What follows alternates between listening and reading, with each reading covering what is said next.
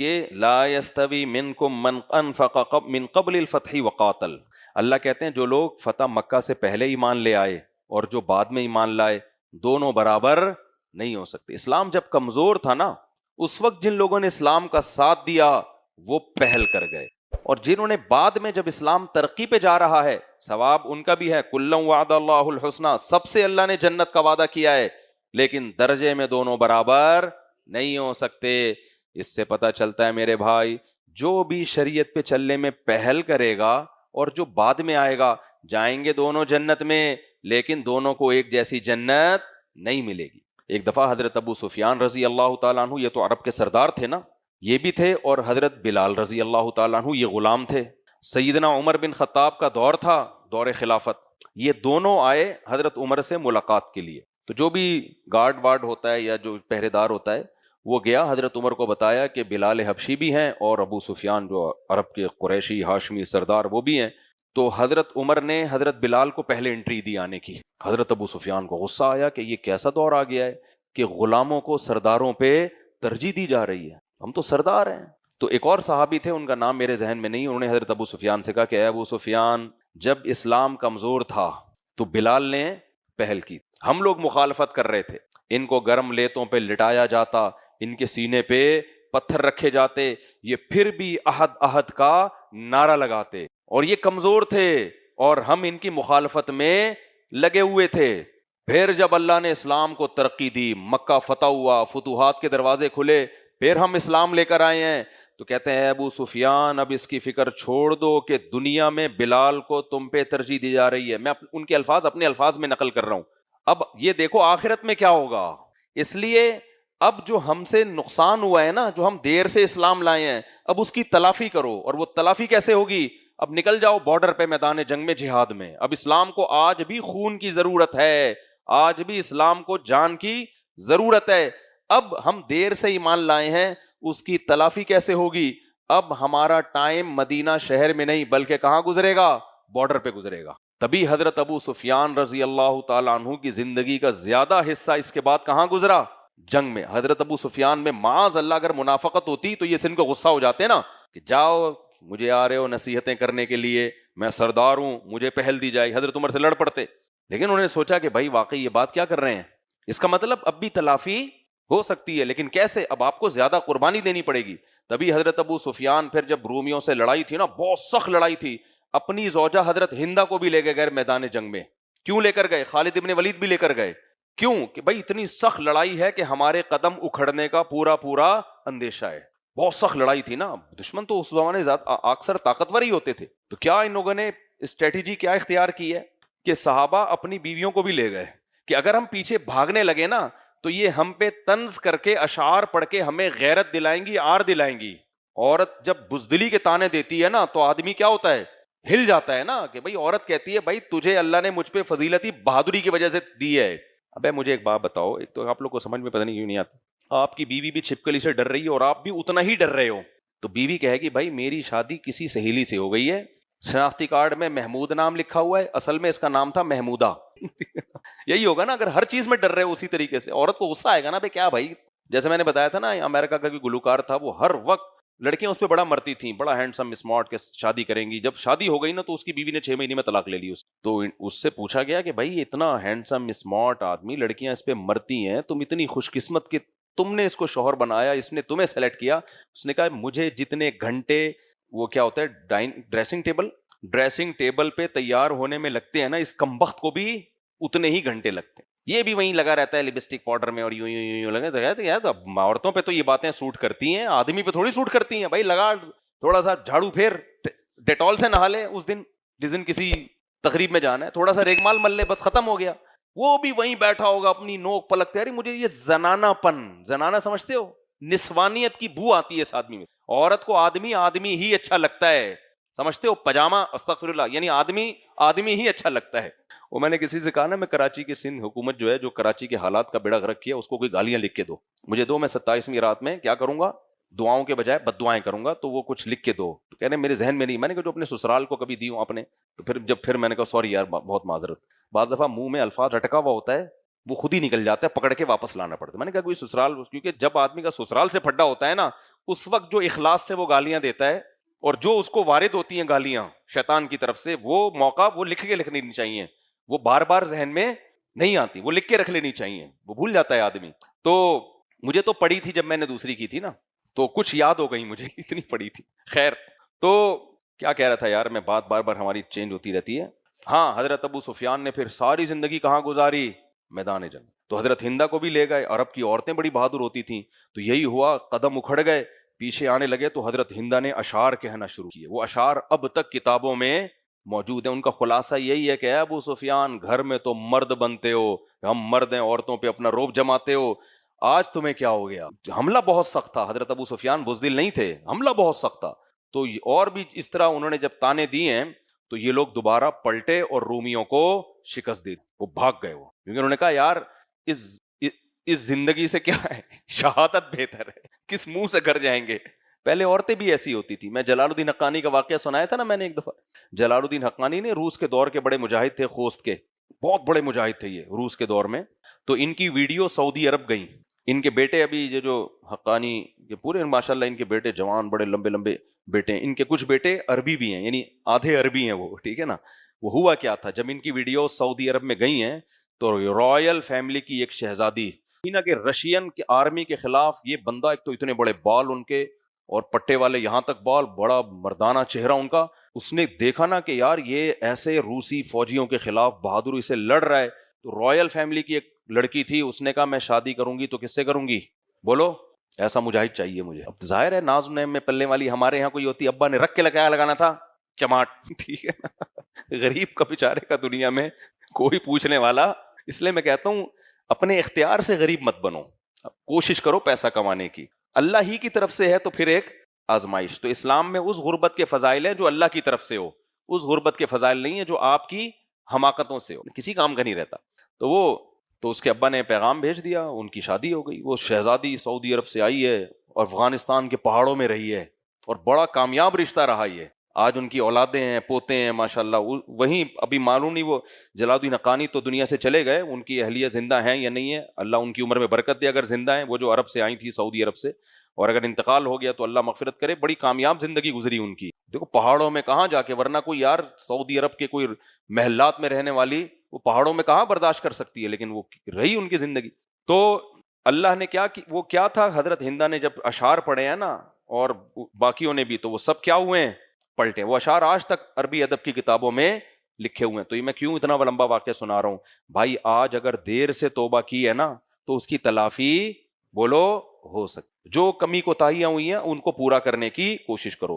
ہمارے حضرت کے دور میں، ہمارے حضرت جب زندہ تھے تو ایک آفیسر تھے، 60 سال کی عمر میں انہوں نے توبہ کی، اللہ نے توبہ کی توفیق دے دی، لیکن ان کو بڑا احساس تھا کہ میری 60 سال کی زندگی غلط گزری ہے، لیکن ہم نے دیکھا کہ انہوں نے اس کی تلافی کی۔ انہوں نے اس میں کیا کیا، اس عمر میں بنوری ٹاؤن سے عالم بنے، وہ حالانکہ جاب بھی کر رہے تھے، آفیسر تھے، بنوری ٹاؤن سے پراپر عالم بنے، قرآن حفظ کیا۔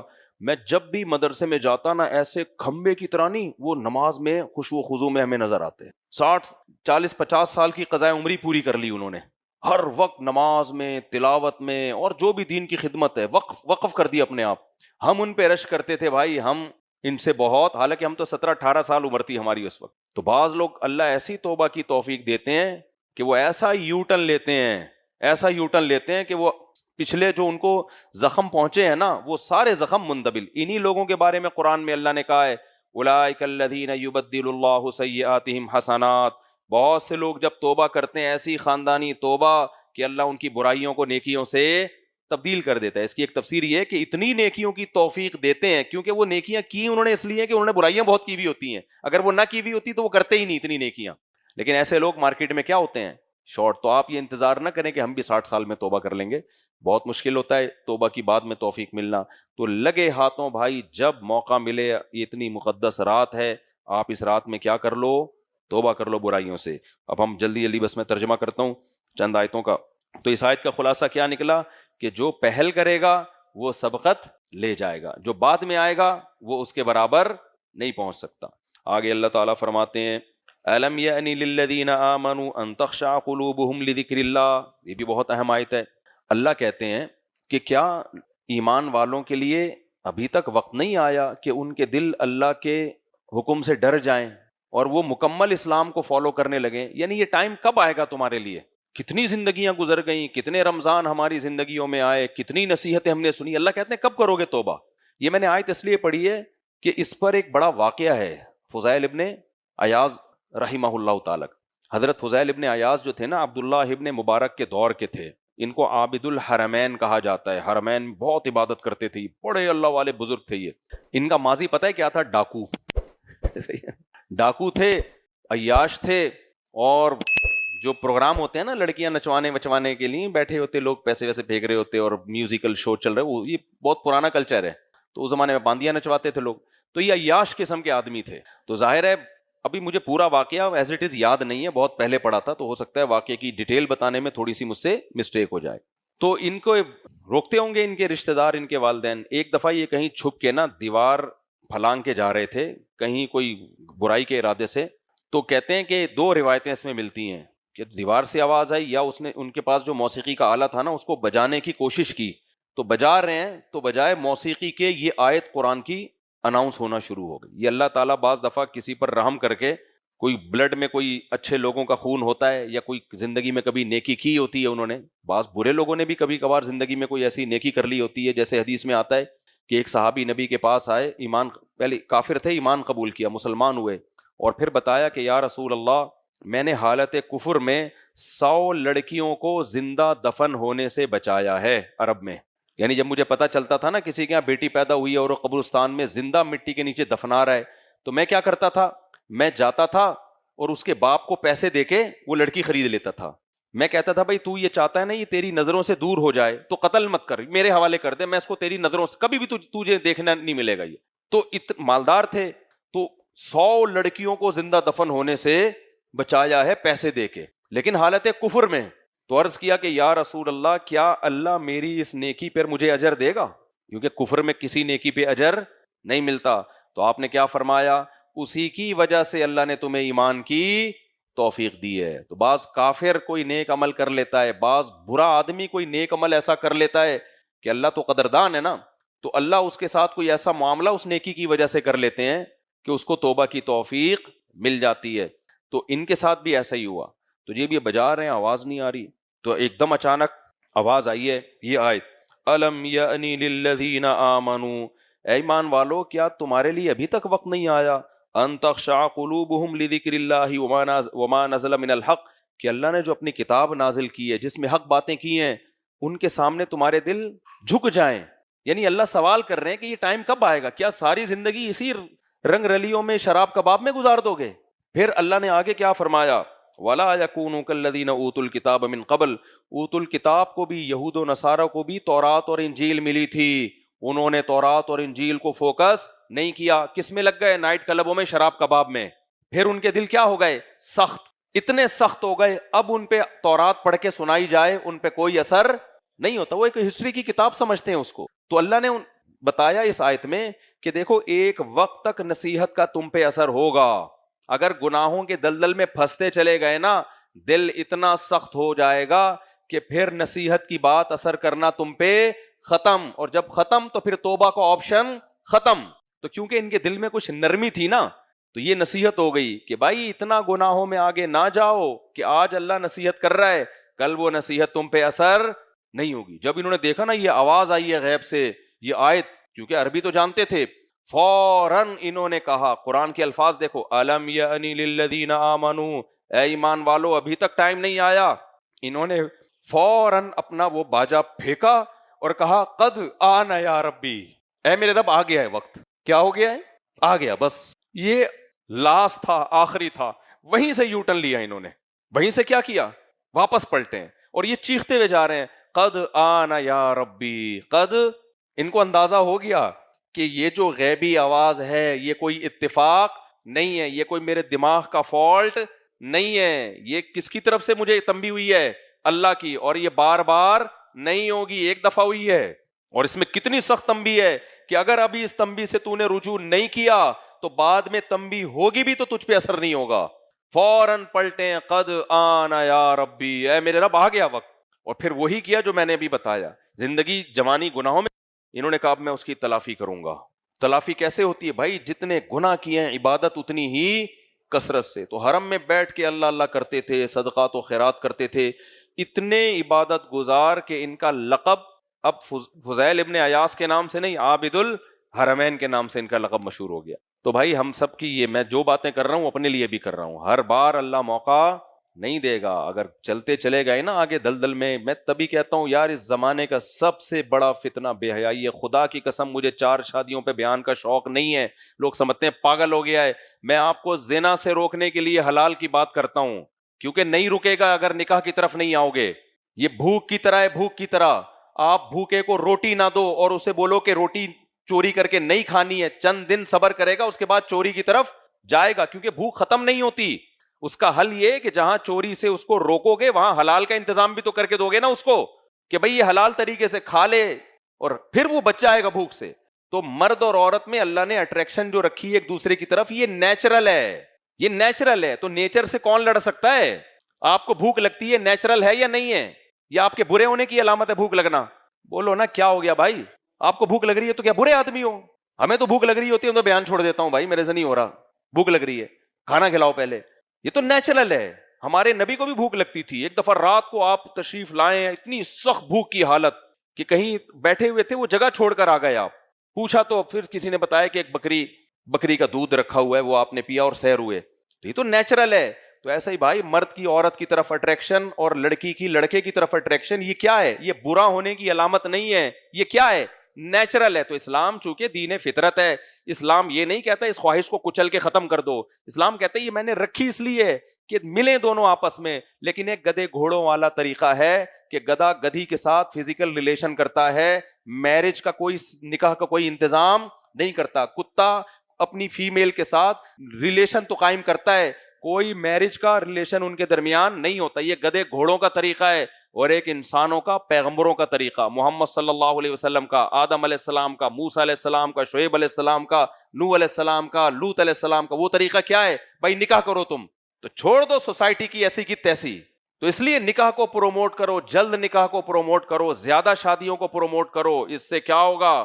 اللہ کو زنا سے بہت نفرت ہے میرے بھائی. اسلام میں کفر کی سزا رجم نہیں ہے. کوئی کافر ہو جائے نا تو یہ نہیں ہے کہ زمین میں گاڑ کے پتھروں سے مار دو, بلکہ اس کو تو مہلت دی جاتی ہے کہ بھئی تیرے کیا شکوک و شبہات ہیں, بتا کیوں اشکال کیا ہے تجھے. اگر کوئی شادی شدہ مرد یا عورت زنا کر لینا تو پھر مہلت بولو نہیں ہے. یہ نہیں ہے کہ 3 دن مہلت دی جائے گی توبہ کر لے, نہ, گواہوں سے ثابت ہو جائے, زمین میں گاڑ کے پتھروں سے مار کے ہلاک کرو اس کو. اتنا بڑا جرم ہے یہ. اور کنوارا کرے تو چوک پہ کھڑا کر کے 100 کوڑے مارو. یہ سورہ نور کی آیتیں ہیں. اللہ کو زنا سے تھوڑی نفرت نہیں ہے, بولو بہت زیادہ نفرت ہے. یوسف علیہ السلام مصر کے جیل میں تھے, مصر کے محل میں تھے, ملازم تھے, بادشاہ کی بیوی ڈورے ڈال رہی ہے, دروازے بند کر کے زنا کی دعوت دے رہی ہے. تو بتاؤ ایسی شدید مجبوری میں کوئی اور ہوتا تو شاید اپنے لیے کوئی گنجائش نکال لیتا, لیکن اللہ کی نظر میں کوئی گنجائش نہیں ہے. تبھی یوسف علیہ السلام اس کنڈیشن میں, جبکہ قرآن کہہ رہے دل ان کا بھی مائل تھا, کیونکہ نوجوان تھے, وہ شہوت ان میں بھی تھی, دل مائل تھا, اس کے باوجود دروازوں کی طرف بھاگے کہ کسی طرح میں اپنے آپ کو بچاؤں. اور پھر اس زلیخا نے دھمکی دی کہ اگر تو نے میری خواہش پوری نہیں کی میں جیل میں ڈال دوں گی. کوئی دیکھنے والا نہیں ہے, کوئی بدنامی کا خطرہ نہیں ہے, اور رشتے کا حصول بھی ممکن ہے کہ اجنبی ملک میں. تو کیا کہہ رہے ہیں؟ رب السجن احب الی مما یدعوننی الی, اے اللہ مجھے جیل زیادہ محبوب ہے اس گناہ سے جس کی طرف یہ مجھے دعوت دے رہی ہے. اس سے پتہ چلتا بھائی زنا کسی بھی قیمت پہ آپ کے لیے حلال نہیں ہے. اور زنا میں اور متع میں اہل سنت والجماعت کے نزدیک کوئی فرق نہیں ہے, کیونکہ اب اس طرح کی بھی کوئی نیوز آ رہی ہیں ایکچولی زنا سے بچنے کے لیے اگر ہم متع کر لیں تو کیا جا رہا ہے. بھائی متع اور زنا کیا ہے؟ زنا پہ 2 بندوں کو گواہ بنا دو تو متع بن جاتا ہے, کوئی فرق نہیں ہے. سمجھتے ہو کہ نہیں سمجھتے ہو؟ تو آپ کے پاس برائی سے بچنے کے لیے صرف ایک آپشن ہے, وہ کیا ہے؟ نکاح. اور اس میں جو پسند آ رہی ہے پیغام بھیجو, شادی کرو. ایسی کی لکھ کے لگا دو یہاں پہ, ایسی کی تیسی, کیونکہ یہ تمیز سے ہونے والا کام ہے نہیں. میں اس لیے تھوڑی آپ کو اتنے موٹیویٹ کروں, مجھے پتا ہے ہم بھی اسی سوسائٹی میں, یہ تمیز سے نہیں ہوتا. ایسا نہیں ہوتا کہ آپ کی پھپھو بھی کہیں گی جیسی شادی کا سنا ویل ڈن, ابا بھی کہے گا ویل ڈن, اماں بھی کہے گی, فوراً کان کھڑے ہو جائیں گے, کیا ہو گیا, پاگل ہو گیا کیا, پاگل ہو گیا کیا. تو آپ بولو ہم ہیں ہی پاگل.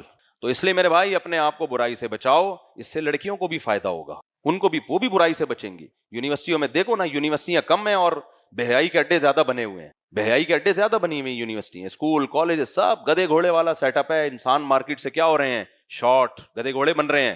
4 بیویاں رکھو, سر اٹھا کے جیو ایسی. گھر میں نہیں بے شک سر اٹھا سکتے, باہر تو اٹھاؤ گے نا. کیا خیال ہے, ایسی کی تیسی یار. تو اور یہ عزت آنے جانے والی چیز ہے, تھوڑے دن بےزتی ہوگی پھر عزت, پھر آپ کی اپنی اتنی اولادیں ہوں گی, کیا کرنا ہے دوسروں سے.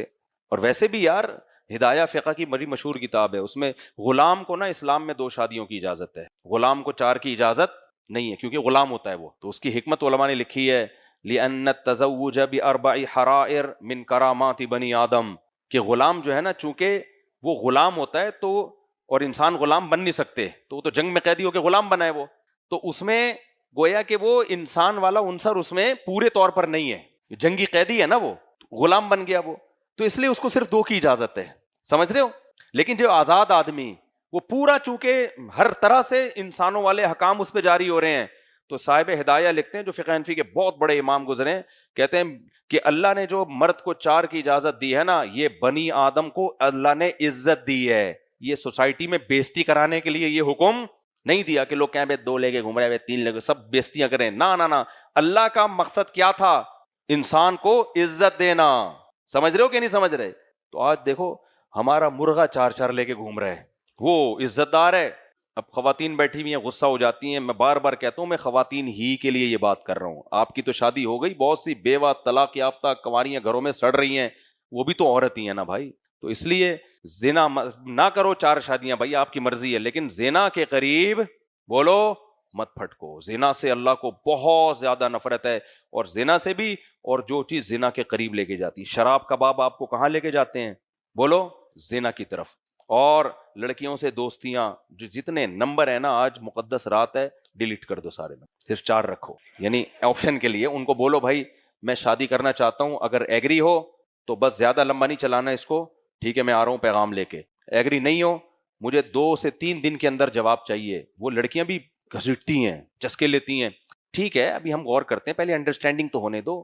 ملیشیا میں کیا ہوتا ہے, 10 سال انڈرسٹینڈنگ ہوتی ہے, اس کے بعد شادی کے اگلے دن طلاق ہو جاتی ہے. گورے بھی ایسے ہی کرتے ہیں, 50 سال میں بچے ان کے شادی ہو چکے, بچے پہلے ہوتے ہیں, بچے ابا اماں کی شادی میں تمبو لگا رہے ہوتے ہیں, اور اگلے دن پھر طلاق ہو جاتی ہے ان میں. یہ بکواس ہے بھائی. شادی سے پہلے کی زندگی میں اور بعد میں زمین اور آسمان کا فرق ہے.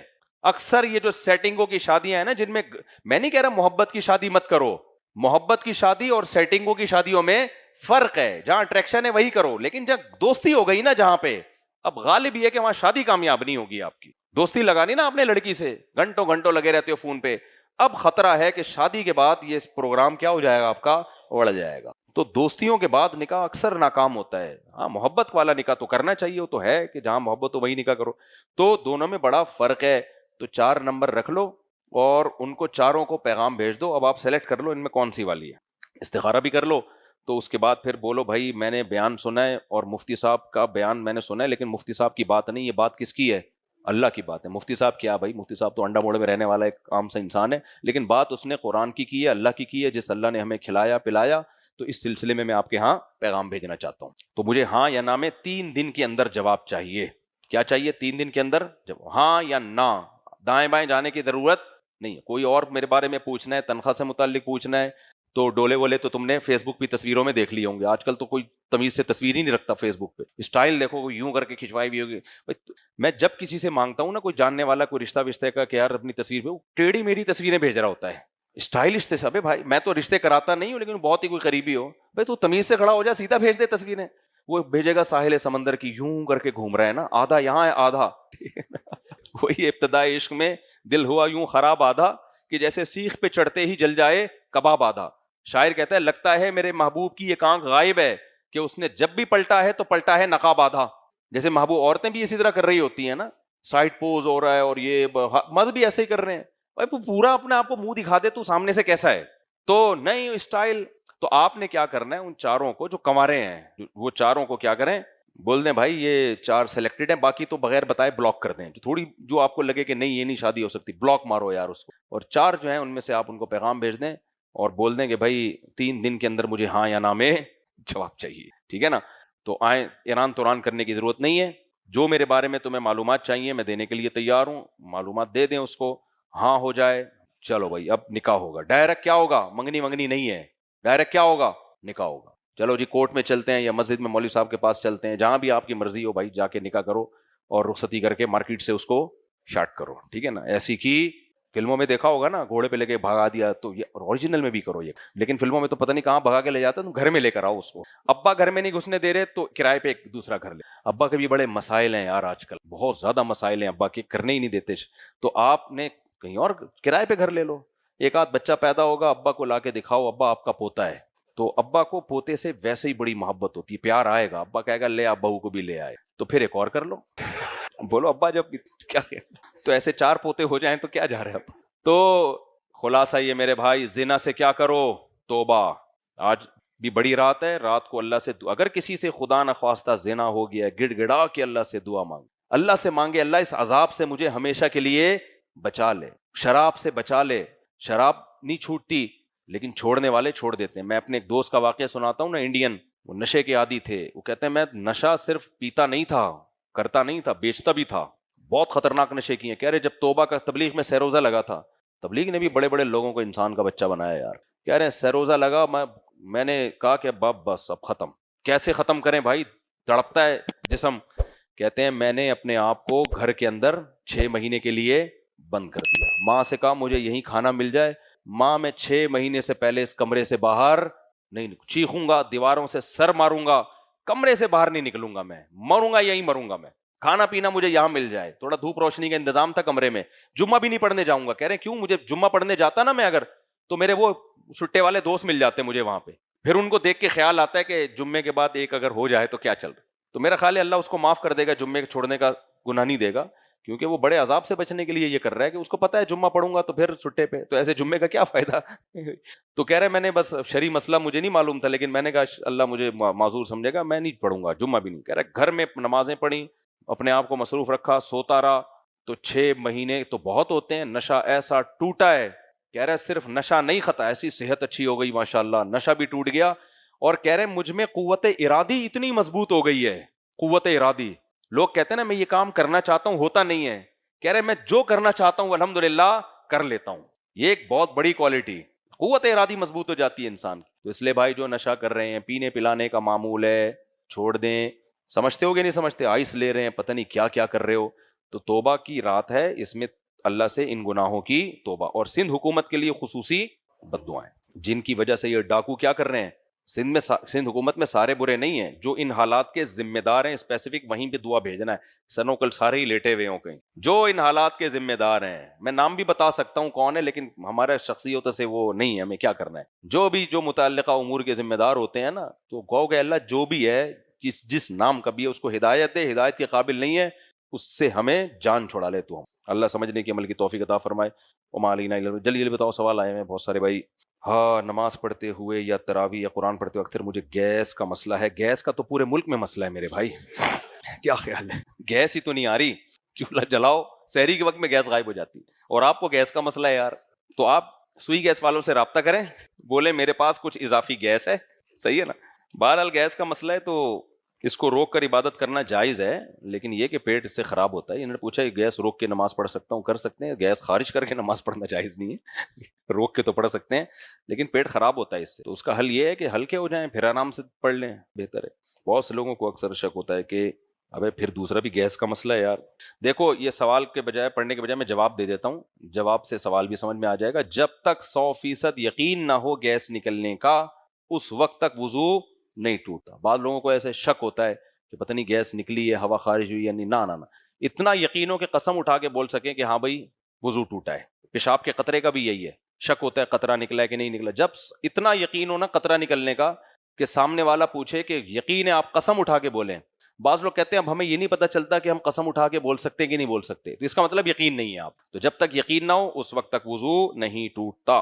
میری عمر 25 سال ہے, 10 مہینے میری شادی, اس شوہر کے ظلم زیادتی کی وجہ سے جنوری 2024 میں خلا کا مقدمہ دائر کیا. اس مہینے فیصلہ آ جائے گا, تو میں عدت کا ٹائم کیا ہوگا, اور کیا میں عدت میں جاب کر سکتی ہوں, کیونکہ میرے گھر میں صرف والدہ اور 2 بہنیں ہیں.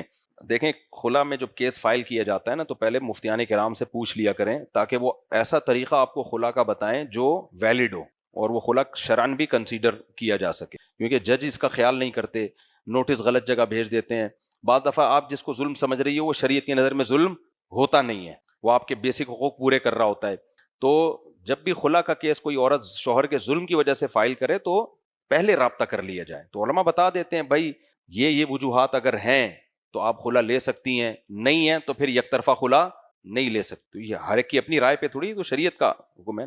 تو اب جب آپ نے خلا لے لیا ہے اور آپ نے کہا وہ واقعی ظلم زیادتی کرتا تھا, تو وہ خلا کے پیپر کہیں جمع کرا دیں تاکہ مفتیان کرام اس کو دیکھ لیں. دارالعلوم کرنگی ہے, بنوری ٹاؤن ہے, جامعۃ الرشید ہے, کہیں بھی جمع کرا دیں, وہاں سے فتویٰ لیں باقاعدہ کہ یہ خلا شریعت میں ہو بھی گیا ہے کہ نہیں ہوا, تاکہ وہ دیکھیں گے جج نے اس پروسیس کو پورا کیا ہے کہ نہیں کیا. جج تو آج کل بیٹھے ہیں بس ڈگریاں پکڑانے کے لیے. تو اگر پھر وہ واقعی ہو گیا ہے تو پھر جو ہے وہ عدت جس دن جج نے فیصلہ سنایا تھا اس دن سے عدت شروع ہوگی. اور وہ 3 مینسز ہے. بعض علماء کے نزدیک 1 مینسز ہے, دونوں طرح حدیثوں میں ہمیں ملتا ہے. تو جب ظاہر ہے دونوں طرح کے دلائل ہوں تو پھر فقہا کا اختلاف ہوتا ہے. تو امام شافعی کے نزدیک 1 حیض اور امام ابو حنیفہ کے نزدیک 3 حیض ہے. تو 3 مینسز جب گزر جائیں تو آپ جہاں چاہیں نکاح کر سکتی ہیں. عدت میں گھر سے نکلنا جائز نہیں ہے, لیکن کمانے کی مجبوری ہو تو پھر نکلنا جائز ہے. اب کمانے کی مجبوری ہونی تو نہیں چاہیے کیونکہ عدت کا خرچہ شوہر کے ذمے ہے. عدت کا خرچہ کس کے ذمے ہے؟ شوہر کے ذمے ہے. تو لیکن اگر وہ نہیں دے رہا یا اس سے لینا مشکل ہو رہا ہے تو پھر مجبوری میں جاب کے لیے جا سکتی ہیں, لیکن دن میں جائیں. زینت اختیار نہ کریں, زیادہ کا زینت اختیار کرنا جائز ہی نہیں ہے. سادہ کپڑوں میں جائیں, اپنے جاب نمٹائی, واپس گھر میں. اچھا بھائی, مفتی صاحب اگر یہ سوچ کر ذریعہ معاش کے لیے آگے نہ بڑھیں کہ اللہ نے جو مقدر میں لکھا ہے وہ مل کر رہے گا, اللہ نے جو پراٹھے آپ کے مقدر میں لکھے ہیں حلق میں جا کے رہیں گے, تو پھر صبح ناشتہ بھی نہ کرو. آپ کیا خیال ہے؟ بیگم انڈا بنا کے سامنے رکھا ہوا ہے, اس نے پراٹھا رکھا ہوا ہے, چائے پی لیں, ناشتہ کر لیں. بیگم جو پراٹھا میرے مقدر میں ہے, جو انڈا, وہ بالآخر کہاں جائے گا؟ میرے پیٹ میں جائے گا, اس لیے میں جا رہا ہوں. بات بالکل صحیح ہے. وہ پراٹھا مقدر میں ہوا تو جائے گا, لیکن جب آپ آفس پہنچو گے آپ کو بھوک لگے گی ٹائٹ والی. پھر لنچ سامنے آئے گا, کہیں گے بھائی آئیے لنچ کر لیں. آپ کہیں جو نوالا میرے مقدر میں ہے وہ میرے پیٹ میں جا کے رہے گا, میں نہیں کھا رہا, جاؤ. پھر رات کے ڈنر میں اب پیٹ بالکل کمر سے چپکنے والا ہے, ڈنر آیا, کھا لیں بھائی, اٹھ کے یہاں سے آ جائیں, ہاتھ دھو کے دسترخوان پہ بیٹھ جائیں. جو نوالا میں نے علماء سے سنا ہے, اپنی طرف سے نہیں, بخاری کی حدیث نمبر فلاں, مسلم کی حدیث نمبر فلاں, قرآن کی آیت, جو نوالا مقدر میں ہے وہ میرے پیٹ میں جا کے رہے گا, تم کھاؤ, میں یہیں بیٹھا ہوں. 3-4 دن کے بعد انا للہ و انا الیہ راجعون. اب اس کا حشر ہوگا, قبر میں جائے گا, قبر میں فرشتے آئیں گے, بےغیرت خودکشی کی ہے, چترول لگیں گے. وہ کہے گا میں نے تھوڑی کی, میں نے تو کس پہ توکل کیا؟ اللہ پہ. تم جو پراٹھا میرے مقدر میں ہوگا وہ جا کے رہے گا. تو فرشتے جب اس کو چترول لگائیں گے, وہ کہے گا کیوں مار رہے ہو؟ کہہ رہے ہیں جو کوڑا تیری تشریف پہ مقدر میں ہے وہ تیری تشریف پہ لگ کے بولو رہے گا, رو مت. اب جو ڈنڈا تیرے مقدر میں ہے, سمجھ رہے ہیں نا, آگے جملہ اس کو گھر جا کے کمپلیٹ کر لینا. تو بھائی مقدر میں تو واقعی ایسا ہی تھا, لیکن مقدر کا پتہ پہلے سے کیسے چل گیا؟ بات اصل میں یہ ہے, تجھے کیا پتا تھا یہ پراٹھا تیرے مقدر میں ہے یا نہیں ہے؟ تو کھا لیتا تو پتہ چل جاتا مقدر میں ہے. ہمیں اگر مقدر کا پہلے سے علم ہو جائے نا, تقدیر کا, پھر ہم اسباب اختیار نہ کریں. اصل مسئلہ یہ ہے کہ یہ علم اللہ نے کسی پیغمبر کو, کسی فرشتے کو بھی نہیں دیا ہے, اس لیے ہم اسباب کے مکلف ہیں. اور اللہ نے کہا ہے جس کے مقدر میں کام ہوتا ہے اس کام کے اسباب بھی اس کے مقدر میں ہوتے ہیں. تو اس لیے آپ کھاؤ گے کھانا, بیگم کہے گی نا کہ مقدر میں ہوگا تو خود ہی پراٹھا چل کے آ جائے گا, بیگم مجھے مقدر کا نہیں پتا, ادھر لے کر آ, میں کھاؤں گا, حلق میں اترے گا, اس کا مطلب میرے مقدر میں تھا. تو مقدر کی وجہ سے انسان کبھی بھی معذور نہیں ہوتا, اسباب ہمیشہ اختیار کرنے ہی ہے. مقدر تو اللہ کا علم ہے, اس کو پتا ہے, ہمیں کیا پتا اس کو ہمارے بارے میں کیا پتا ہے؟ ہم تو وہی کریں گے جو ہمیں اپنے بارے میں پتا ہے. سمجھتے ہو کہ نہیں سمجھتے؟ مطلب کیا ہم پاکستانی جہاد کے لیے جا سکتے ہیں؟ کوئی راستہ نہیں ہے بھائی, کہاں سے جاؤ گے؟ ادھر بارڈر کراس کرو گے ایران پکڑ کے اندر کر دے گا, ادھر افغانستان جاؤ گے وہ پکڑ کے اندر. سجدے کا مطلب کیا ہے میں بتاتا ہوں انشاءاللہ. والسماء رفعها, اور آسمان, رفعها, اس اللہ نے آسمان کو بلند کر دیا. ووضع المیزان, اور رکھ دیا اس نے ترازو. کوئی بھی ناپنے کا پیمانہ ہو اس کو میزان کہا جائے گا, یہ اس میں اعلیٰ ہے. وزن یوزن پڑھا جاتا ہے, وزن یزن وزنن, ضرب یضرب ضربن کی طرح وزن کرنا. تو میزان یہ تولنے کو بھی کہتے ہیں اور تولنے کے آلے کو بھی کہتے ہیں. آلے کا مطلب کیا ہے؟ مفعال کے وزن پر میں نے بتایا تھا نا جب گرامر شروع کی تھی, شروع کے لیکچرز میں آپ دیکھ سکتے ہیں. تو اصل میں تھا میوزان, وزن سے, مفعال کا وزن, تولنے کا آلہ. یعنی کوئی بھی چیز جو پیمانہ ہو, صحیح اور غلط کو میں فرق کرنے کا، چیزوں کا کتنا اس کے اندر ویٹ ہے، اس کو میزان کہا جاتا ہے۔ اللہ تطغوا فی المیزان، اللہ اصل میں تھا ان لا، تو ان مصدریہ ہے لِأَلَّا، لِأَلَّا تطغوا فی المیزان، مصدریہ نہیں ہے، لِأَلَّا یہاں لام محذوف ہے، یعنی ہم نے میزان کو اس لیے رکھ دیا تاکہ لا تطغوا، کہ تم سرکشی مت کرو، فی المیزان تولنے میں، کسی بھی چیز کو ناپنے میں تولنے میں سرکشی مت کرو، حد سے تجاوز مت کرو، صحیح صحیح تولو۔ اچھا، وضع المیزان، ہاں، وَأَقِیمُوا الْوَزْنَ بِالْقِسْطِ، اور سیدھا کرو وزن کو انصاف کے ساتھ، قسط انصاف کو کہتے ہیں، یعنی سیدھا کرو وزن کو انصاف کے ساتھ، وَلَا تُخْسِرُوا الْمِيزَانَ، اور تولنے میں خسارہ مت کرو، کمی مت کرو۔ اخسار خسارے سے نکلا ہے نا، اردو میں بھی یہ لفظ استعمال ہوتا ہے۔ وَالْأَرْضَ وَضَعَهَا، اور زمین کو رکھ دیا اس نے، لِلْأَنَامِ، مخلوق کے لیے، انام مخلوق کو کہتے ہیں، فِيهَا فَاكِهَةٌ، جس میں پھل ہیں، وَالنَّخْلُ، اور کھجوریں ہیں، یعنی کھجور کے درخت کو نخل کہا جاتا ہے، ذات الاکمام، چھلکوں والے، کم غلاف کو کہتے ہیں، چھلکے نہیں غلاف، یعنی کم اصل میں آستین کو کہتے ہیں نا عربی میں، اور اکمام اس کی جمع آتی ہے، تو اکمام سے یہاں مراد ہے پھلوں کے جو غلاف ہوتے ہیں، غلاف ان کو کہا جاتا ہے، تو کھجور کے اوپر تو چھلکا ہی ہوتا ہے، شاید اسی پر اس کا اطلاق کیا جائے گا یہاں پہ۔ والحب ذو العصف، اور دانے، یعنی غلہ، دانے سے مراد گندم، جو، اس طرح کے جو بھی اناج ہم کھاتے ہیں زندہ رہنے کے لیے، اس کو حب کہا جاتا ہے۔ قرآن میں آتا ہے نا فالق الحب والنوا، نوا گھٹلی کو کہتے ہیں، کہ اللہ تعالیٰ دانے اور گھٹلی کو پھاڑنے والا ہے، تو حب کا مطلب دانے، ہر دانے کو نہیں کہا جاتا حب، وہ جو کھانے والے دانے ہوتے ہیں جس کو ہم ترکاریاں کہتے ہیں، غلہ کہتے ہیں۔ والحب ذو العصف، اور اس نے غلہ پیدا کیا، ذو العصف، چھلکوں والا، عصف پتے کو بھی کہتے ہیں جو باریک غلاف ہوتا ہے ترکاری، جیسے گندم اور جو کے اوپر چھلکا ہوتا ہے نا، تو چھلکوں والے غلوں کو پیدا کیا اس نے۔ والریحان، ریحان کا معنی خوشبو بھی ہے اور مطلق رزق کو بھی، کوئی بھی کھانے کی چیز ہو پاکیزہ جس کی طرف انسان کی طبیعت مائل ہوتی ہو تو اس کو بھی ریحان کہا جاتا ہے۔ تو اس کے دو ترجمے کیے گئے ہیں، ایک تو یہ کہ دانے چھلکوں والے، والریحان، اور بقیہ کھانے کی چیزیں، اور ایک ترجمہ کیا گیا خوشبو سے بھی، قرآن میں یہ خوشبو کے معنی میں بھی استعمال ہوا ہے، فروح وریحان وجنت نعیم، سورہ واقعہ میں، فبأی آلاء ربکما تکذبان۔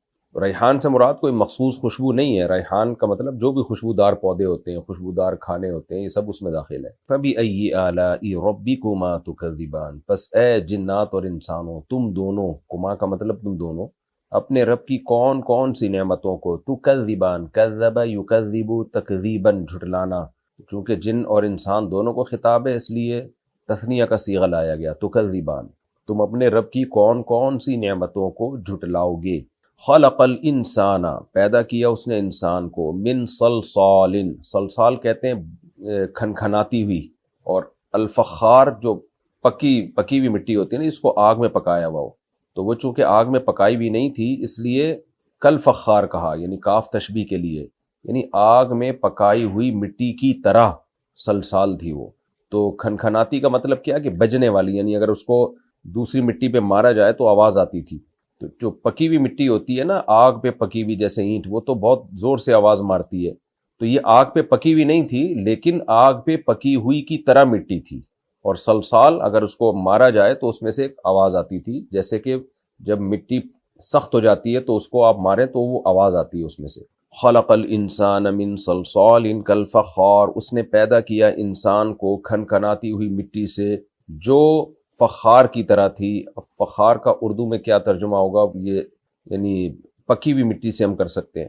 وخلق الجان من مارج من نار، اور پیدا کیا اس نے جنات کو، جان جنات کی جنس ہے یعنی جنات کو، من مارج من نار، مارج کہتے ہیں شعلے کو جس میں دھواں نہ ہو، جب آگ جلتی ہے نا تو بہت صاف ستھری جب آگ ہوتی ہے تو اس میں جیسے ہم گیس کا چولہا جب جلاتے ہیں تو کیسی پیور آگ نکل رہی ہوتی ہے جس میں گیس جل رہی ہوتی ہے، لکڑیاں جب ہم جلاتے ہیں تو اس میں دھواں بہت زیادہ ہوتا ہے، تو جو صاف ستھری آگ ہوتی ہے جس میں دھواں نہیں ہوتا تو یہ مراد ہے مارج، اس شعلے کو کہتے ہیں من مارجن، اور جنات کو پیدا کیا اس نے آگ، من نارن، آگ کے، مارجن شعلے سے جس میں وہ صاف ستھرا شعلہ جس میں دھواں نہیں ہوتا۔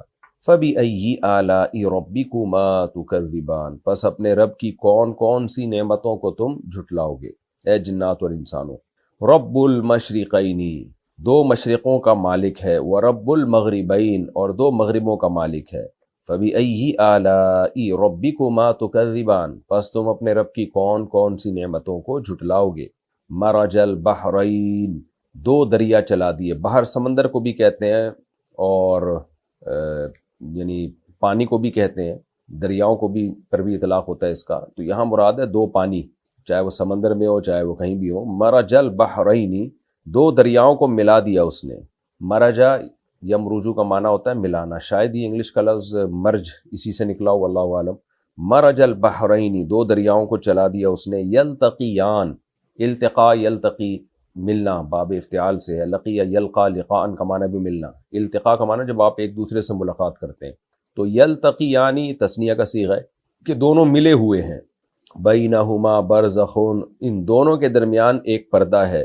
لا یبغیان، بغا یبغی کا معنی سرکشی کرنا، تو یہ دونوں دریا سرکشی نہیں کرتے، دونوں پانی سرکشی نہیں کرتے، یعنی ایک دوسرے میں گھستے نہیں ہیں، اپنے اپنے ٹریک پہ چلتے ہیں یہ۔ فَبِأَيِّ آلَاءِ رَبِّكُمَا تُكَذِّبَانِ، پس اے جنات اور انسانوں تم اپنے رب کی کون کون سی نعمتوں کو جھٹلاؤ گے۔ يَخْرُجُ مِنْهُمَا، ان دونوں دریاؤں سے یا ان دونوں پانیوں سے نکلتا ہے اللؤلؤ، موتی، والمرجان، اور مرجان ایک مخصوص پتھر ہے۔ فَبِأَيِّ آلَاءِ رَبِّكُمَا تُكَذِّبَانِ، پس اے جنات اور انسانوں تم اپنے رب کی کون کون سی نعمتوں کو جھٹلاؤ گے۔ وَلَهُ الْجَوَارِ، جواری اصل میں تھا جواری، یا تھا اس کو حذف کر دیا تو الجوار، تو جاریتن کی جمع ہے، اصل میں تھا جوارن، یا کو حذف کیا جاتا ہے نا، یعنی جاریتن کی جمع آتی ہے جوارن، جو ہوتی ہے اصل میں جواریون، تو یدعو یرمی والا قانون لگا، جوارین، پھر التقاء ساکنین سے جوارن، اور پھر جب الف لام آیا تو تنوین بھی گر گئی تو الجوار۔ جو صرف زیادہ اچھی طرح سے پڑھے ہوئے ہیں وہ اسی طرح سے بات سمجھ سکتے ہیں۔ تو خلاصہ یہ کہ جاریتن کی جمع، جاریہ کشتی کو بولتے ہیں، یا پانی میں چلنے والی جو بھی جہاز ہو، سمندر کشتی ہو، سب کو کہا، سب پر اس کا اطلاق ہوتا ہے، تو اس کی جمع جواری۔ وَلَهُ الْجَوَارِ، اسی کے لیے ہیں یہ کشتیاں، المنشآت، اٹھی ہوئی، انشأ ینشئ، انشان کا معنی اٹھانا، پیدا کرنے کے معنی میں بھی آتا ہے، اٹھانے کے معنی میں بھی آتا ہے، کسی چیز کو آپ بلند کریں تو المنشأ، جس چیز کو اٹھایا جائے، المنشأتن، اٹھائی جانے والی چیز، اور اس کی جمع آتی ہے المنشآت، جو اٹھے ہوئے ہوتے ہیں بہت، یعنی کیونکہ بہت ساری ہوتی ہیں نا کشتیاں تو اٹھائی ہوئی ہوتی ہیں، فی البحر، سمندروں میں، کل اعلام، علم پہاڑ کو بھی کہتے ہیں، اس کی جمع اعلام، پہاڑوں کی طرح، مراد سمندری جہاز ہیں، یعنی اسی اللہ کے لیے ہیں یہ سمندر میں اونچے اونچے پہاڑوں جیسے جہاز۔ فَبِأَيِّ آلَاءِ رَبِّكُمَا تُكَذِّبَانِ، تو اپنے رب کی تم کون کون سی نعمتوں کو جھٹلاؤ گے۔ اس رکوع کا لفظی ترجمہ ہو گیا، اب ہم اس کی تفسیر کی طرف چلتے ہیں۔ سورہ رحمان بہت اہم سورت ہے، اس میں اللہ نے جنت کی نعمتوں کو، اپنے احسانات کو ذکر کیا، پھر جہنم کی کچھ ہولناکیوں کا بھی اللہ نے تذکرہ کیا، اور اس سورت کی امتیازی حیثیت کیا ہے کہ اس میں بار بار ایک لفظ کو اللہ نے دہرایا ہے، فَبِأَيِّ آلَاءِ رَبِّكُمَا تُكَذِّبَانِ، اے جنات اور انسانوں تم اپنے رب کی کون کون سی نعمتوں کو جھٹلاؤ گے۔ مسئلہ ہی یہی ہے کہ ہم اللہ کی نعمتوں سے فائدہ تو اٹھاتے ہیں، لیکن کیسے انکار کرتے ہیں ہم نعمتوں کا۔ کچھ لوگوں نے کہہ دیا کہ یہ سب کچھ خود بخود ہو رہا ہے، یعنی یہ کائنات ایک اتفاق کا نتیجہ ہے، اور حسن اتفاق ہے، یہ ایک حسین اتفاق ہے، حالانکہ اتفاق اتنا حسین ہوتا نہیں ہے، تو اس کو ایک حسین اتفاق کہہ دیا، بیوٹی آف نیچر کہہ دیا۔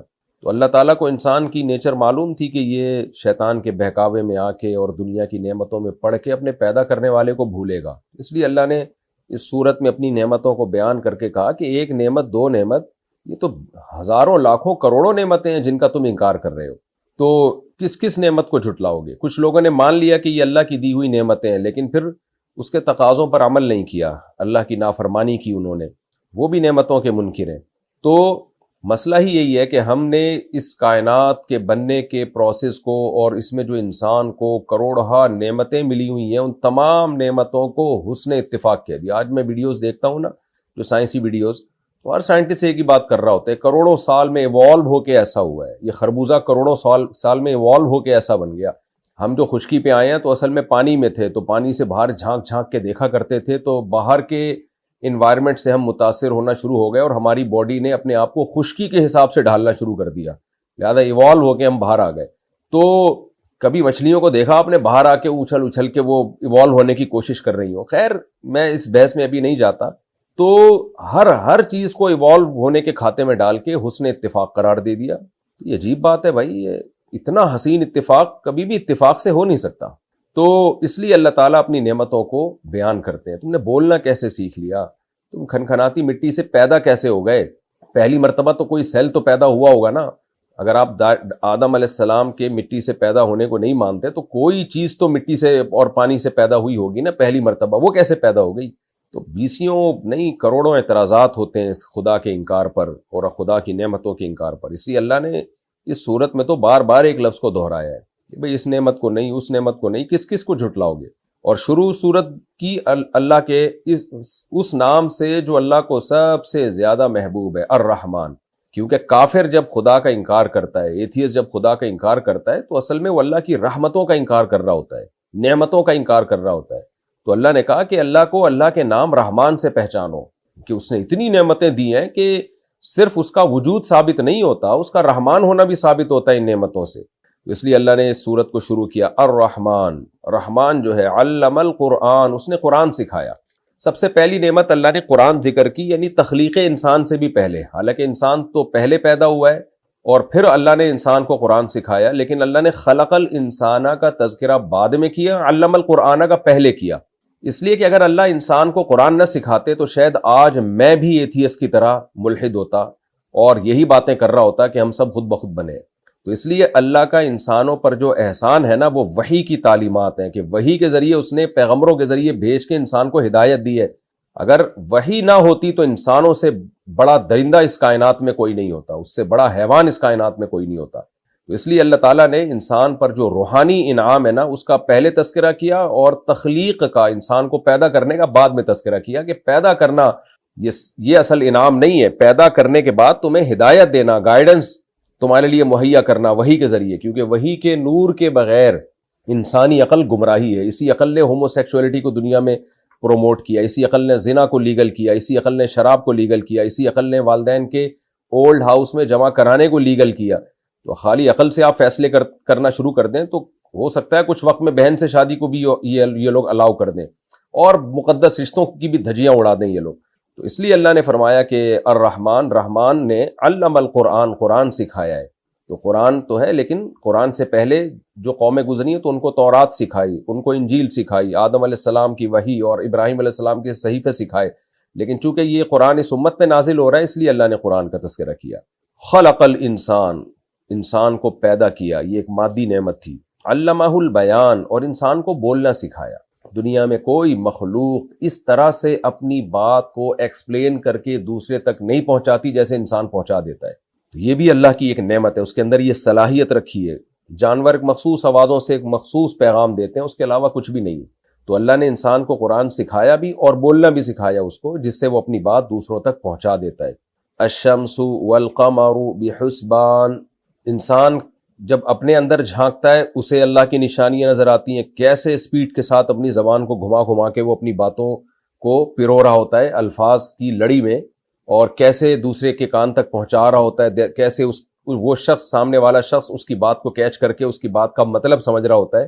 تو یہ بھی اللہ کی قدرت کی دلیل، اور اس کائنات میں بھی ہمیں ایک خوبصورت ترین مینجمنٹ نظر آتی ہے۔ وہ مینجمنٹ میں چونکہ سورج اور چاند ہمیشہ نظر آتے ہیں، اللہ تعالیٰ نے کہکشائیں اور جو آگے جو آج سائنس بہت کچھ دریافت کر رہی ہے، ان کی باریکیوں کو اللہ نے بیان نہیں کیا اس موقع پہ۔ وہ چیز بیان کی ہے جو ایک گنوار اور جاہل اور پینڈو جو بیچارہ بالکل دیہاتی ہو، اس کی سمجھ میں بھی آسانی سے آ جائے۔ جاہل سے میری مراد یہ ہے کہ جو جدید سائنسی علوم سے غافل ہے۔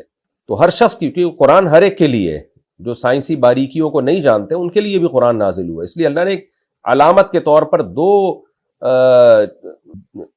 یعنی اجسام کا ذکر کیا، الشمس والقمر بحسبان، فرمایا سورج اور چاند ایک حساب سے ہیں۔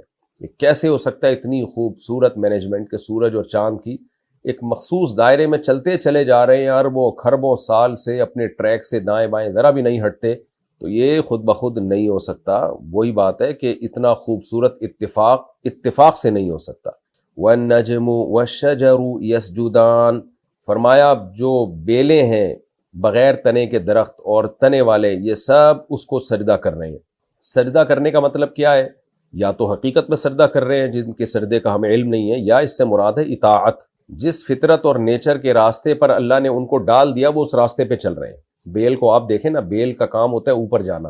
کیسے وہ تھوڑی سی رسی تلاش کر رہی ہوتی ہے، اور جہاں کوئی رسی اس کو ملی یا تنا ملا تو ایسے لپٹ لپٹ کے اوپر جاتی ہے، جیسے یہ جو K2 اور ماؤنٹ ایوریسٹ کی پہاڑیوں پہ چڑھنے والے نہیں اوپر جا رہے ہوتے، تو اس طرح سے یہ اوپر جانا شروع کر دیتی ہے. تو یسجدان یعنی وہ دونوں اپنے کاموں میں لگے ہوئے ہیں. درخت بھی ایک خاص ٹائم تک بڑھے گا، پھر پھول نکلیں گے، پھر پھل پیدا ہوں گے. تو ایک خاص ٹریک پہ اللہ نے ان سب کو چلا دیا اور وہ گردن جھکا کے چلے جا رہے ہیں. وَالسَّمَاءَ رَفَعَهَا وَوَضَعَ الْمِيزَانَ، اور آسمان کو اس نے بلند کیا. وَوَضَعَ الْمِيزَانَ، اور ترازو رکھ دیا اس نے. وضع کہتے ہیں کوئی بھی چیز رکھنا یا کسی بھی چیز کو ایجاد کرنا. جیسے ہم کہتے ہیں نا، یہ واضع لغت نے یہ لفظ وضع کیا ہے، یعنی اہل لغت نے یہ لفظ ایجاد کیا ہے. تو ایجاد کے معنی میں بھی ہے، بہت سارے معنی میں. اس نے ترازو رکھ دیا یعنی پیدا کیا ترازو. ترازو سے یہاں مراد کوئی بھی چیز جو حق اور باطل کو ناپنے کا پیمانہ ہو، صحیح اور غلط کو ناپنے کا پیمانہ ہو. ہر طرح کے پیمانے کو، معیار کو میزان کہا جاتا ہے. تو کوئی بھی چیز جس کے ذریعے انصاف ہو سکے. کوئی تو کرائٹیریا ہوتا ہے نا جس کے ذریعے ہم یہ کہتے ہیں کہ یہ ظلم ہے، یہ عدل ہے، یہ غلط ہے، یہ صحیح ہے. تو وزن کرنے کا آلہ، کس چیز میں کتنا وزن ہے، کون سی چیز کتنی ویلیویبل ہے، یہ ان تمام معنی میں یہ لفظ استعمال ہوتا ہے. تو اللہ نے میزان رکھ دیا. اللہ تطغوا فی المیزان، کیوں رکھا؟ لام محذوف ہے یہاں پہ، لی اللہ، تاکہ اس لیے کہ لا تطغوا فی المیزان، تم چیزوں کو تولنے میں سرکشی مت کرو، طغیان مت کرو. کیا مطلب؟ حد سے زیادہ یا حد سے کم. اس میں یہ عام ترازو بھی داخل ہے کہ آپ لوگوں سے چیزیں یعنی پیسے لیتے ہوئے ڈنڈی مارتے ہیں اس میں، یا پیسے لیتے ہوئے پورے پیسے وصول کرتے ہیں. جب ان کو کوئی چیز تول کے دیتے ہیں تو اس میں ڈنڈی مارتے ہیں آپ. حالانکہ اللہ نے ترازو اس لیے بنایا ہے کہ جب دینے والے کو اس کا یعنی لینے والے کو اس کا حق دیا جائے تو وہ حق بھی پورا تول کے دیا جائے. یہ ترازو اسی لیے تو تھا. آپ نے ترازو میں باٹ چینج کر دیے، اس میں گڑبڑ کر دیا آپ نے. یہی مضمون قرآن میں دوسرے مقام پر ہے نا، وَيْلٌ لِّلْمُطَفِّفِينَ الَّذِينَ إِذَا اكْتَالُوا عَلَى النَّاسِ يَسْتَوْفُونَ، تباہی ہے ان لوگوں کے لیے جو ناپ تول میں کمی کرتے ہیں. جب اپنا حق لینے کی باری آتی ہے پورا حق لیتے ہیں، جب دینے کی باری آتی ہے ڈنڈی مارتے ہیں.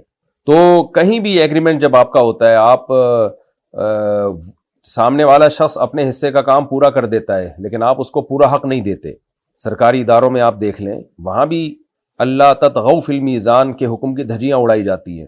آپ دیر سے پہنچ رہے ہیں لیکن تنخواہ پوری کر لے رہے ہیں. گورنمنٹ نے آپ کے ذمہ جو کام لگایا اس میں آپ ڈنڈی مار رہے ہیں، تنخواہیں آپ پوری لے رہے ہیں.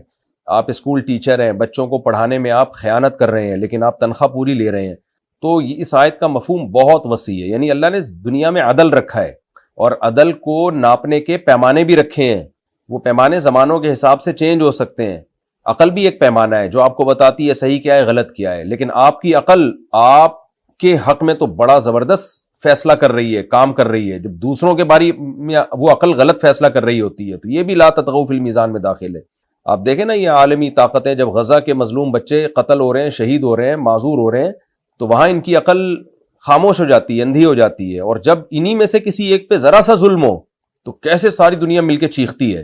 تو یہ بھی لا تطغوا فی المیزان میں داخل ہے. اللہ نے جو عقل کا ترازو رکھا ہے وہ اس لیے نہیں کہ دوسروں کے ظلم کو کسی اور طرح سے تولا جائے اور اپنے پر ہونے والے ظلم کو بہت زیادہ وزن دے دیا جائے، تو یہ بھی غلط ہے. تو یہ بہت وسیع آیت ہے قرآن کی.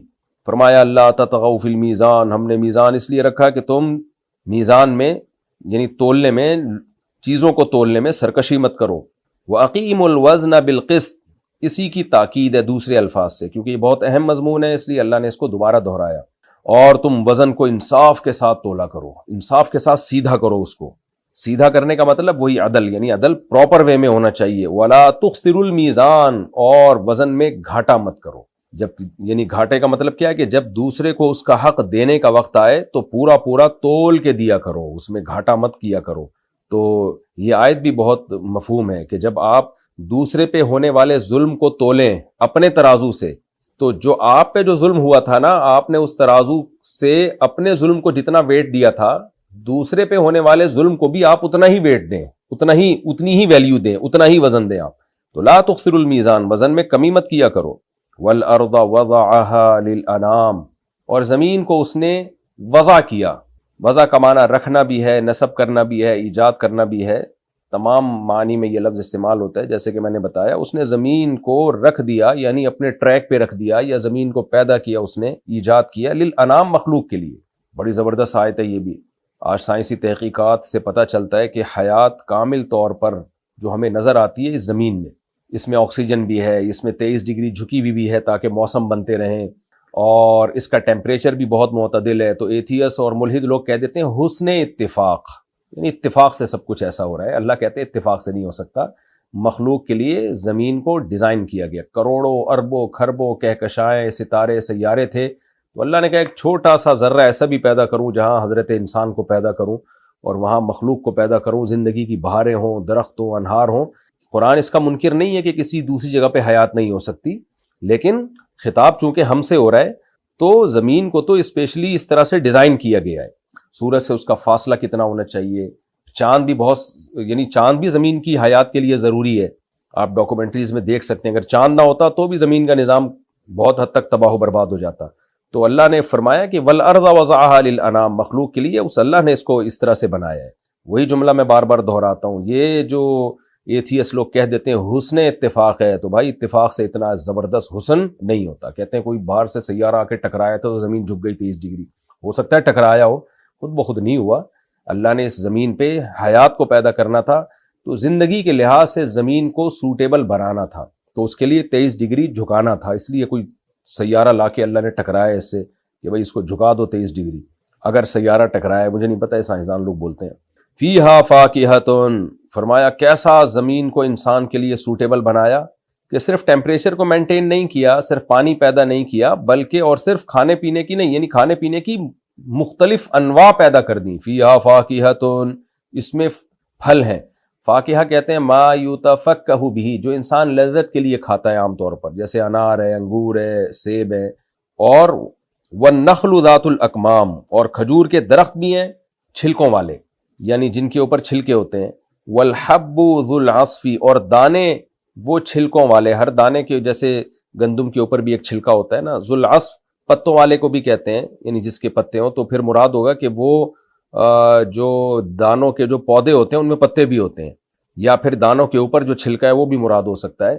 بھوسا جسے کہتے ہیں ہم، عصف بھوسے کو کہتے ہیں، بھوسے کو بھی کہتے ہیں. تو کیونکہ یہ بھوسا بھی ہمارے لیے مفید ہے. آج تو سائنسدانوں نے یہ بات، ڈاکٹروں نے یہ بات ثابت کی ہے کہ فائبر کے ساتھ ان دانوں کو کھانا چاہیے، ورنہ یہ ہمارے جانوروں کے کام میں استعمال ہوتے ہیں. والحب ذو العصف والریحان، اور خوشبودار ترکاریاں، خوشبودار غذائیں. ریحان کا مطلب رزق بھی ہے، کوئی بھی کھانے کی چیز، اور خوشبو کے معنی میں بھی یہ لفظ استعمال ہوتا ہے. فَبِأَيِّ آلَاءِ رَبِّكُمَا تُكَذِّبَانِ، اے جنات اور انسانوں، تم اپنے رب کی کون کون سی نعمت کا انکار کرو گے؟ ہر چیز کے بارے میں کہہ دو گے کہ یہ خود بخود بنی ہے، یا مشرک بن کے کسی اور کے کھاتے میں ڈال دو گے. اعتراف کرو گے کہ ایک کریٹر ہے جس نے بنایا، لیکن جھکو گے بتوں کے سامنے، یہ ایسا کرو گے. فَبِأَيِّ آلَاءِ رَبِّكُمَا تُكَذِّبَانِ، اے جنات اور انسانوں، تم اپنے رب کی کون کون سی نعمتوں کو جھٹلاؤ گے. صحیح حدیث میں حضرت عبداللہ بن عمر رضی اللہ عنہ فرماتے ہیں کہ نبی صلی اللہ علیہ وسلم کے سامنے جب یہ صورت تلاوت کی گئی، یا خود آپ صلی اللہ علیہ وسلم نے یہ صورت پڑھی، تو جب آپ یہاں پہنچے تو آپ نے فرمایا کہ میں نے جنات کو دیکھا کہ اس موقع پر انہوں نے تم سے اچھا جواب دیا. صحابہ نے پوچھا یا رسول اللہ جنات نے کیا جواب دیا؟ آپ صلی اللہ علیہ وسلم نے فرمایا جب جنات کے سامنے یہ آیت پڑھی گئی نا، فَبِأَيِّ آلَاءِ رَبِّكُمَا تُكَذِّبَانِ، سورہ رحمان کی جب ان کے سامنے تلاوت کی گئی کہ اے جنات اور انسانوں، تم اپنے رب کی کون کون سی نعمتوں کو جھٹلاؤ گے، تو آپ صلی اللہ علیہ وسلم فرمایا، جنات نے فوراً کہا لا بِشَيْءٍ مِّن نِعْمَةِ رَبِّنَا نُكَذِّبُ، اے اللہ ہم تیری نعمتوں میں سے کسی نعمت کا بھی انکار نہیں کرتے.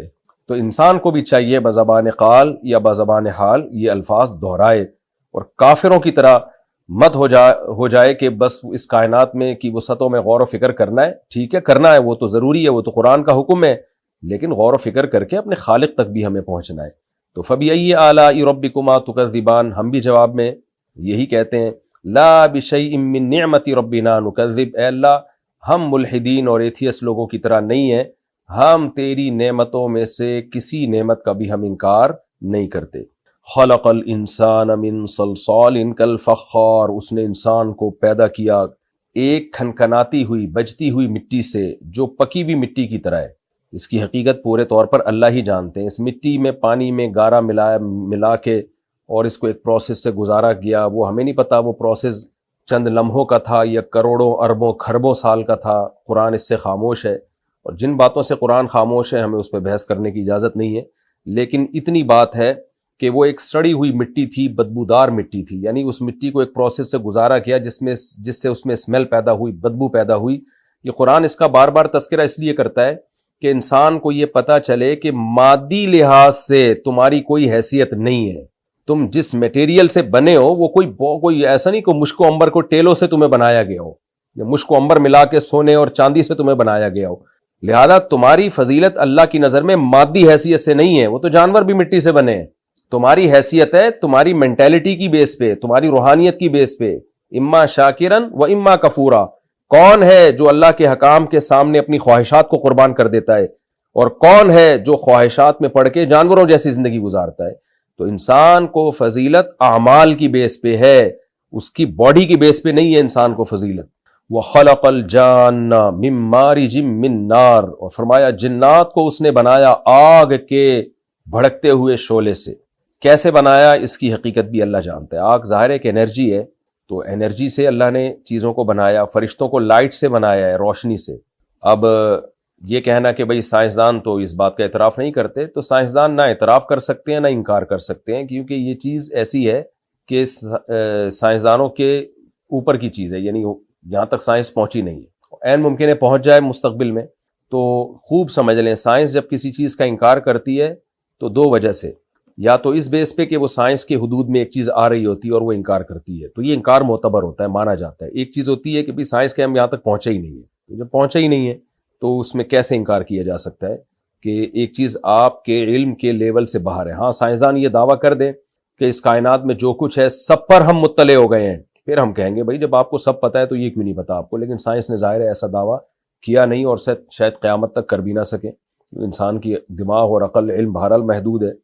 فرمایا رب المشرقی فبأی آلاء ربکما تکذبان، اپنے رب کی کون کون سی نعمتوں کو جھٹلاؤ گے؟ یعنی مٹی سے انسان کو بنانا اور جنات کو بنانا اور تخلیق کے مراحل سے گزارنا انسان کو، اور پھر یہ زندگی کی نعمت دینا، یہ بہت بڑی اللہ کی نعمت ہے۔ یہ بھی حسن اتفاق نہیں ہے، خوب سمجھ لیں۔ رب المشرقین و رب المغربین، دو مشرقوں کا اور دو مغربوں کا مالک ہے۔ قرآن ایک جگہ کہتا ہے رب المشرق و رب المغرب، اللہ مشرق اور مغرب کا مالک ہے۔ کہیں اللہ کہتا ہے رب المشارق والمغارب، بہت سارے مشرقوں کا اور بہت سارے مغربوں کا مالک ہے۔ اور یہاں قرآن کہہ رہا ہے دو مشرق اور دو مغرب۔ کس طرح سے تطبیق ہے بھائی؟ اگر سورج جہاں جہاں سے نکلتا ہے ان تمام کو ایک ہی سمت قرار دیا جائے، کیونکہ چار سمتیں ہیں نا، تو پھر ایک مشرق ہے اور ایک مغرب ہے۔ سورج جہاں سے نکلتا ہے وہ ایک مشرق ہے، اور جہاں غروب ہوتا ہے وہ ایک مغرب ہے، کیونکہ چار سمتیں ہیں۔ اور مشارق کا کیا مطلب ہے کہ سورج نکلنے میں جو بھی کنٹریز ایکویٹر کے دائیں یا بائیں جانب ہیں تو روزانہ سورج اپنی ڈائریکشن مشرق اور مغرب میں چینج کرتا ہے، کہیں نہ کہیں تھوڑا سا، چاہے وہ 1 ڈگری کا فرق ہو یا 0.001 ڈگری کا فرق ہو، وہ ہوتا ضرور ہے۔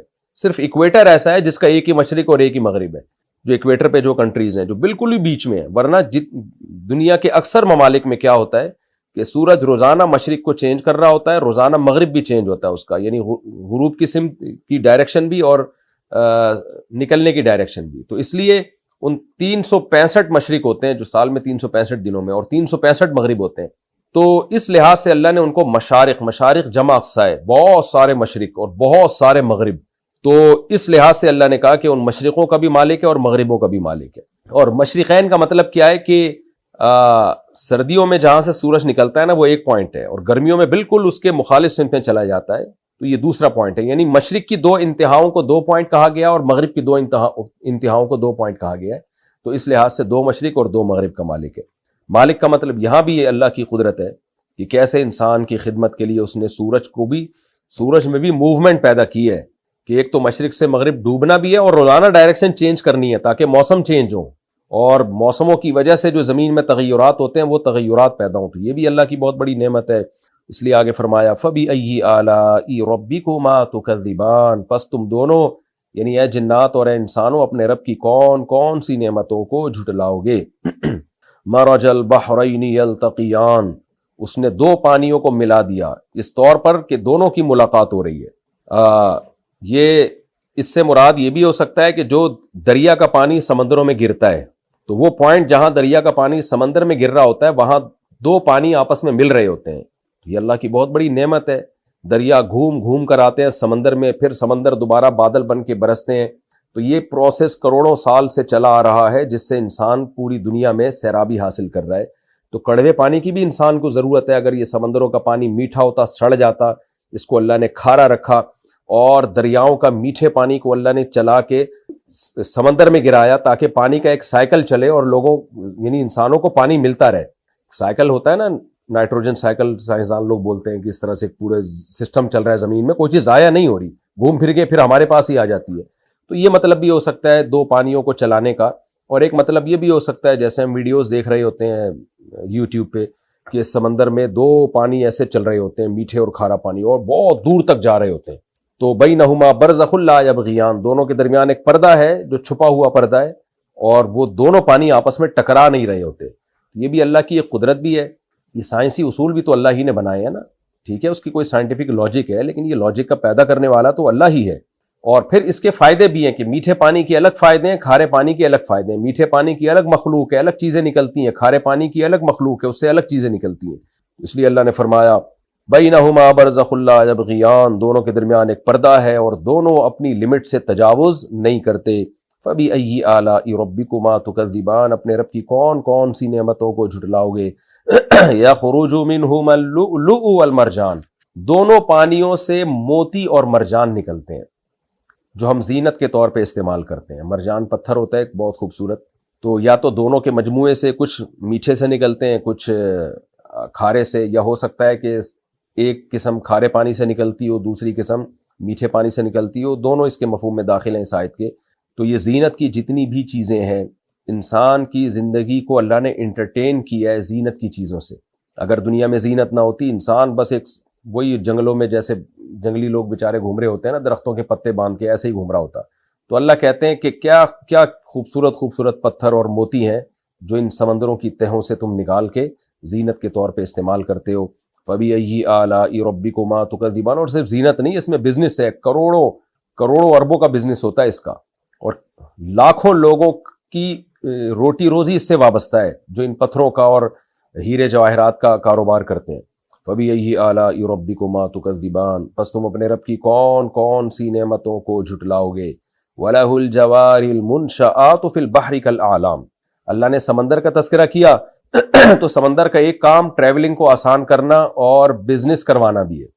سمندر کی تہ پہ بڑے بڑے جہازوں کو جو پہاڑ جیسے ہوتے ہیں رکھ کے ہم منوں ٹنوں سامان جو ہے ایک جگہ سے دوسری جگہ آرام سے موو کر لیتے ہیں، اس کو ٹرانسفر کر لیتے ہیں۔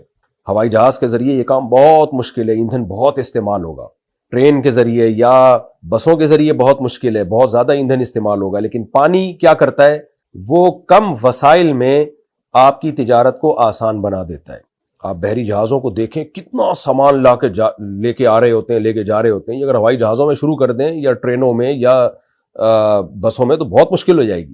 تو اس لیے اللہ نے فرمایا وَلَهُ الْجَوَارِ الْمُنشَآتُ، اسی کے لیے ہیں یہ اونچے اونچے جہاز فی البحری، سمندروں میں، کل اعلام، پہاڑ جیسے، کیونکہ سمندر کی اس نے یہ صفت بنائی ہے جو ارشمیدس کا لا ہے نا، کہ وہ ایک خاص لا فزکس کا اللہ کا بنایا ہوا لا ہے جو پانی پہ اپلائی ہوتا ہے کہ اتنے بڑے بڑے اجرام جسم کی چیزیں پانی میں ڈوبتی نہیں ہیں، وہ ان کو اپنی پشت پہ اٹھاتا ہے۔